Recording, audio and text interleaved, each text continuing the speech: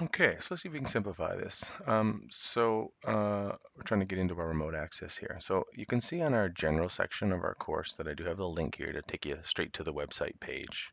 It's just on the Mount web page, but this is quicker if you don't know how to find it. You go here.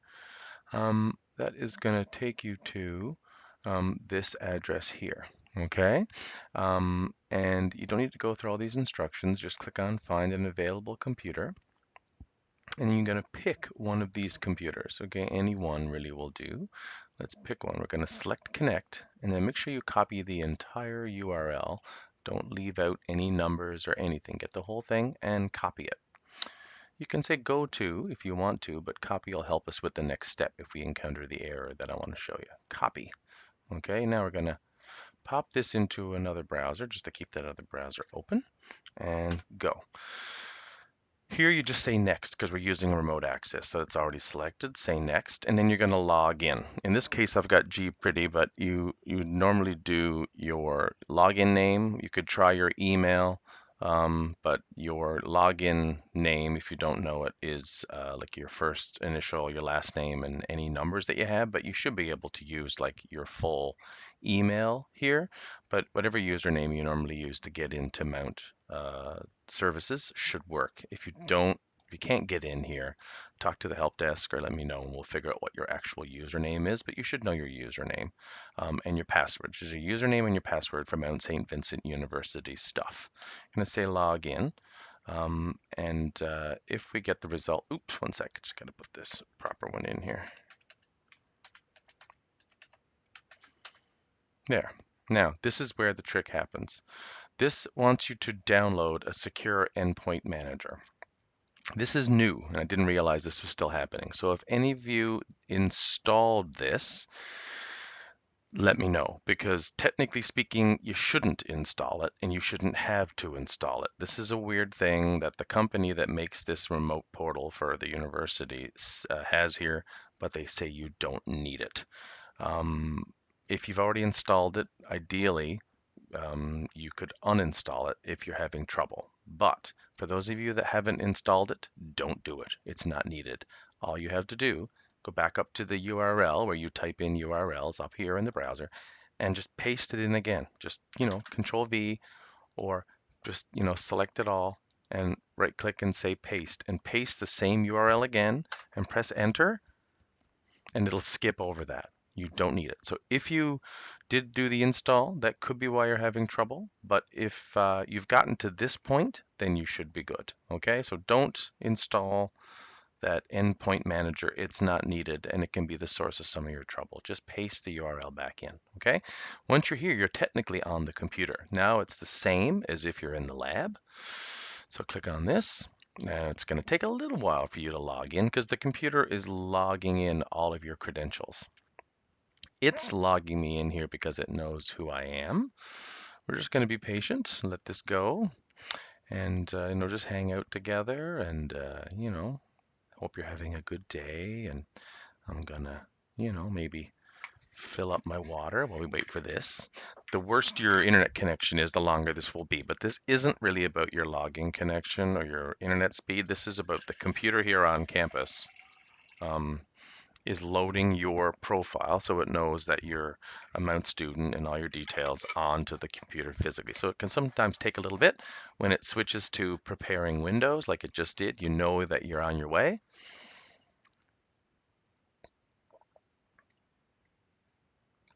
This will take, different amounts of time for different people depending. Once you're in though, it'll work great. You can see you're now on the computer, which is cool, but it looks weird, very small and still in your browser. So I'm going to make two little changes here. In the top right, you're going to see a little S.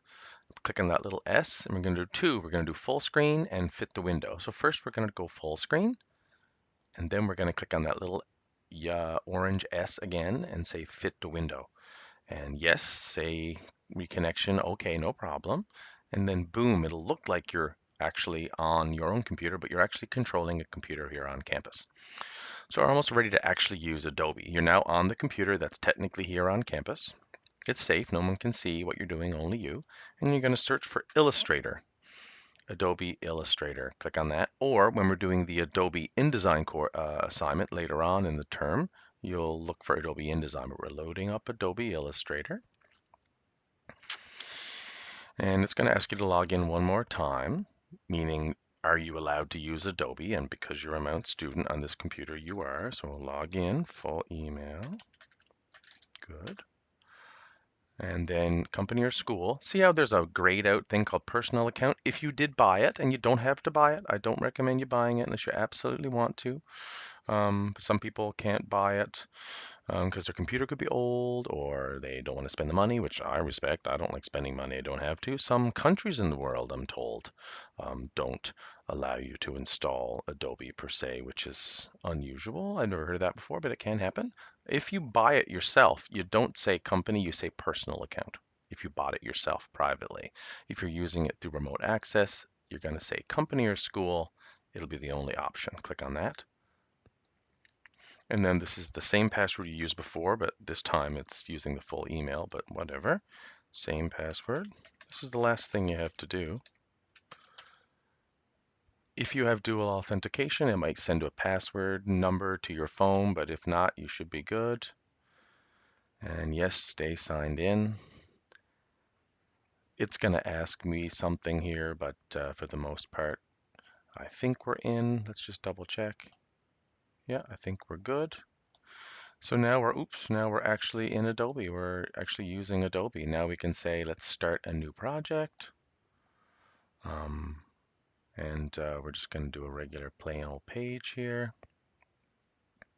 And then we can start doing our assignment, okay? And that could be whatever, you can now watch the how-to videos and follow along. But you can now make your logo. Make your logo nice and big. Don't waste your canvas size. If I was to, choose some colors here, like a nice blue, and then get rid of the border. I don't need the border. I'm not going to show you how to do stuff in this video. I just wanted to show you how to connect.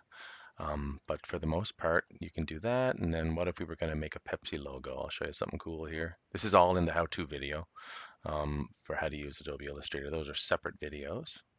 Um, and going to, let's see, I'm going to make a little view change, which I always find really good. Workspace, I like to do Essentials Classic. That helps me quite a bit. And we're going to choose this fancy tool here. And we're going to make this into a cool swish. I'm going to show you how quickly you can make a cool Pepsi logo here. And we're making two shapes like that, and like that, and like that. And then we're going to change the color of that one just so that you can see what I'm doing. There we go. And then we're going to do this little trick where we just use these two objects. I'm going to select both. I held both. And I'm going to choose something called under the Pathfinder options. This is not me teaching you how to do stuff. This is just me showing you a few quick tricks now that we're in here. Let's go to the whole Pathfinder here. I want to use the whole menu. Let's pop the whole Pathfinder out so we can see it. Here we go. We're going to do divide. And the divide command, even though it doesn't look like it did anything, which is pretty cool. If you now go into this and double click, you can now see that you have individual pieces. It's now sliced it all up. And I can delete these pieces. Oops. And just keep clicking and having fun. Delete those pieces, put these back together, and I can make my own little cool logo very simply. Change this color here to maybe a white. And change this color to like a cool red or something.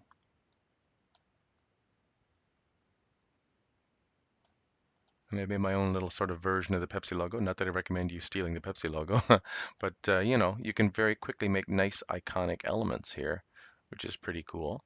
And then, put your name of your business down below.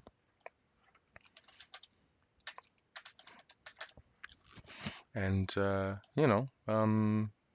you're kind of on your way to making a cool logo. Remember, a logo is not complex, it's just thoughtful. So it doesn't have to be the most complex thing in the world as long as it's thoughtful. Choose a cool font here, something a little bit more groovy. And let's move this in, that kind of thing. Just an example, what you could do, okay? There you go, that's it. One thing is when you save stuff, when you say save, um, if you save to Creative Cloud, it's a little safer because you have space in your Creative Cloud and you'll be able to find it again. Another option when you save it on the computer anytime is to save as. If you do save on your computer, this is where you save it when you're working in remote access. Under this computer, you want to find the drive that has your name in it. Okay, you'll find a drive called H. Sometimes it's called N, but it'll have your username in it. And this is where you could save your work so that you could come back and get it later. Okay, that's the other option. So saving, you can save it in Creative Cloud, but it's also ideal to save it as well in the H drive or the N drive so that you have it next time. Okay, but really that's just how you use remote access. If for whatever reason you disconnect, like let me see if I can get this to disconnect here for a second. Okay, so I'm just gonna shut the browser window down. So I just lost my work. Okay, don't panic. If you lost your work, or if you suddenly disconnect, don't panic. Go back in. We kept this window open and we kept this link to the computer you were using, 140, 238, 173. We kept that. So what you can sometimes do is if you still have it open or you've saved it, before you panic and say, I lost my work, copy it again if you haven't already, copied it, and paste it back into a browser window. And if you're lucky, it just takes you right back in to the computer. Isn't that cool? So the computer's still connected. You're still connected to it, or your remote access is still operating, but you've just disconnected it. So if you open the same URL, the same address to that remote computer you're using, and go back in, I can redo these things, the full screen and the full window, and you're right back where you left off and the work is not lost. So if you do lose connection, just don't lose track when you start the process of what computer you were using at the beginning of that session. And then that session is still live for quite a while. And you can get right back into it. That's just a little tip if you happen to disconnect at all. All right, hope that helps you get into remote access and, um, you know, uh, get some success. There you go.